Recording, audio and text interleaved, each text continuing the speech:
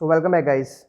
तो मैं बात करूंगा कि 2021 में अगर आपको वेब डेवलपमेंट करनी है तो कौन सा फ्रेमवर्क है, कौन सी यूआई लाइब्रेरी यूज़ करनी चाहिए और क्यों यूज़ करनी चाहिए ये भी बताऊंगा। और यही मैं फ़र्क भी बताऊंगा कि रेक्ट जेएसई क्यों यूज़ करना चाहिए और एडवांस फ्रेमवर्क में रेक्ट जेएसई क्यों यूआई लाइब्रेरी यूज़ करनी चाहिए ये भी बताऊँगा। और उससे पहले गाइस जो यार नए आए हैं मेरे चैनल को सब्सक्राइब कर देना प्लीज़, और बेल आइकन भी दबा देना और लाइक कर देना। और चलो फिर फटाफट चलते हैं, अब बात करते हैं जो हमने करनी थी कि रिएक्ट जेएसई क्यों यूज़ करना है और क्या वेब डेवलपमेंट का स्कोप रहेगा 2021 में। तो गाइस सबसे पहले बात यह है कि वेब डेवलपमेंट जो है कि जो उसका ट्रेंड था वो बदल गया एकदम से। वेब डेवलपमेंट एक जो अंडर स्कोपिंग HTML CSS से चल रही थी वो एकदम से बदल गई है। जैसे ये यूआई लाइब्रेरीज आई हैं, जावास्क्रिप्ट की लाइब्रेरीज आई हैं, रेक्ट जेएस, एंगुलर जेएस, ठीक है, वीजेएस, तब से बदल गया है सब कुछ। सबसे अलग ही रफ्तार में चल रहा है वेब डेवलपमेंट और अलग ही लेवल पे चला गया है, क्योंकि काफ़ी समय पहले अगर आप देखेंगे जो लोग HTML CSS PHP करते थे तो काफ़ी दिक्कतें आती थी। जावास्क्रिप्ट फिर सिंपल आया, जावास्क्रिप्ट वैनिला जावास्क्रिप्ट आया, लोगों ने बीच में घुसाया उसको, तो फ्रंट एंड में क्लाइंट साइड में उन्होंने डिफरेंट चीज़ें की। फिर एम्बेडेड सिस्टम, एम्बेडेड PHP में एम्बेडेड आ गया कि आप PHP के बीच में HTML CSS जावास्क्रिप्ट को यूज़ कीजिए, आपको फ्लो ऑफ क्लाइंट और सर्वर दोनों एक साथ मिल रहे हैं। बट कहीं ना कहीं स्पीड कम होती गई और जो काफ़ी कम्प्लेक्सिटीज चाहिए होती हैं जो एक अच्छी खासी वेबसाइट में, जैसे जिसमें ट्रांजेक्शन चाहिए होती हैं, यूज़र डाटा डिपेंडेंसी चाहिए होती है कि यूज़र ने ये क्लिक किया वो हो, नहीं किया तो ये हो, अगर यूज़र ने पे किया तो ये हो, सब कुछ था ना वो एक बिखर जाता था कि बहुत टिपिकली एक लेवल अलग चला जाता था जिसमें बनाने के बहुत टाइम लग जाता था। तो जब से जावास्क्रिप्ट की लाइब्रेरी रिएक्ट आई है, रिएक्ट ने सब काम खत्म कर दिया। बाकी लाइब्रेरीज में भी काम स्कोप खत्म किया पर रिएक्ट सबसे ज़्यादा है, लाइट वेटेड है और सिंगल पेज एप्लीकेशन है। याद रखिए, keep in mind that it is a single page application. अब सिंगल पेज का क्या मतलब है पहले ये बता देता हूँ, फिर मैं आपको आगे बताऊँगा रिएक्ट जैसी क्यों यूज़ करना है। उससे क्लियर भी हो जाएगा कि आपको रिएक्ट जैसी क्यों यूज़ है। सिंगल पेज का मतलब है कि एक जब आप वेबसाइट जब आप ओपन करते हैं कोई भी वेबसाइट, तो जो सबसे पहले पेज लोड होता है वो सिंगल पेज लोड होता है।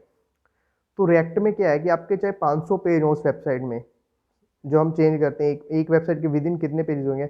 फॉर एग्जांपल छोटा एग्जांपल लेते हैं, एक वेबसाइट के 3 पेज हैं, कंटैक्टस, होम, अबाउट अस, 3 पेज हैं। और जब सिंपल HTML CSS से बनती है वेबसाइट तो सर्वर पे तीनों पेज पड़े हैं HTML के, अबाउट, होम, कंटैक्ट। तो क्या करना है, जैसे आप सबसे पहले लैंड करेंगे होम पेज आएगा, तो आपने जैसे क्लिक किया अबाउट पे, वो सर्वर को कॉल करता है कि भाई यूज़र ने अबाउट पेज मांगा है, मुझे अबाउट पेज दे दो। तो वो अबाउट पेज आपके पास आता है, कोड वहाँ सर्वर से फिर रिफ्लेक्ट होता है, धीरे धीरे लोड होता है, आपको दिखता है ऊपर ब्राउजर में लोड हो रहा है। वो था काम जब आपका कोड सिंगल पेज में नहीं टूटा होता है। बट इसमें रिएक्ट में सिंगल पेज क्यों बोला जाता है, क्यों बोला जाता है सिंगल पेज? क्योंकि आपके पास तीनों पेज इसमें भी है, मान लीजिए अबाउट, होम, कंटैक्टस। बट जब आप तीनों पेज एक ही टाइम पे क्लाइंट के पास आ जाते हैं, जब आप पहला बार रिलोड करते हैं वेबसाइट को, लोड करके सर्च करते हैं यूआरएल ब्राउजर में, तभी वेबसाइट में तीनों पेज आ जाते हैं। और रिएक्ट को मालूम है कि 3 पेज है, मतलब उसके लिए 3 कार्ड्स हैं। उसको पता है कि मुझे सबसे पहले कार्ड दिखाना होम कार्ड, सबसे पहले मुझे कौन सा कार्ड दिखाना, होम कार्ड। बस होम कार्ड दिखाना उसको। जैसे ही आपने अबाउट दबाया, उसको पता लगा कि यूज़र ने अबाउट कार्ड दबाया, वो सर्वर को कॉल नहीं करेगा, सर्वर से सब उसके पास आ चुका है, पहले ही पड़ा उसके पास, उसको क्यों कॉल करना है बारी बारी, क्यों बारी बारी डेटा खत्म करना, उसने एक बार में मंगवा रखा है। तो बस वो क्या करेगा कि होम कार्ड को हटाएगा ब्राउजर से और अबाउट कार्ड को दिखा देगा, दैट्स ऑल। और इसमें आपको पता भी नहीं चलेगा, माइक्रो सेकेंड्स लगते हैं, जैसे आप दबाते हो फटक से फ्लैश की तरह चेंज होता है और आपको सारा कंटेंट भी चेंज हो जाता है।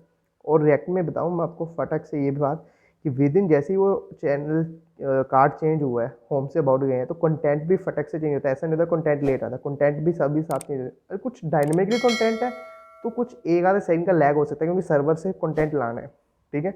बट बाकी बहुत फास्ट है। ये सिंगल पेज एप्लीकेशन का फायदा है कि आपकी वेबसाइट में अगर 500 पेज है ना, आप यूज़र का टाइम बचा रहे हो 500 पेज देखने में। वरना अगर वो कॉल करे सर्वर से एक एक पेज मंगवाएगा तो कितना टाइम लग जाएगा, शाम तक यूज़र बैठ के 10-15 पेज ही देख पाएगा। बट रिएक्ट बोलता है 500 पेज आप मेरे पास ले जाओ, जो आपको देखना मुझे बताते रहो, आपको दिखाता रहूँगा, मुझे कोई दिक्कत नहीं है, दैट्स ऑल। तो यही स्कोप रहेगा वेब डेवलपमेंट का 2021 में रेक्ट जेएस के साथ। मैं बता रहा हूँ, आप रेक्ट जेएस को चूज़ कर लीजिए, काफ़ी सही जाएगा।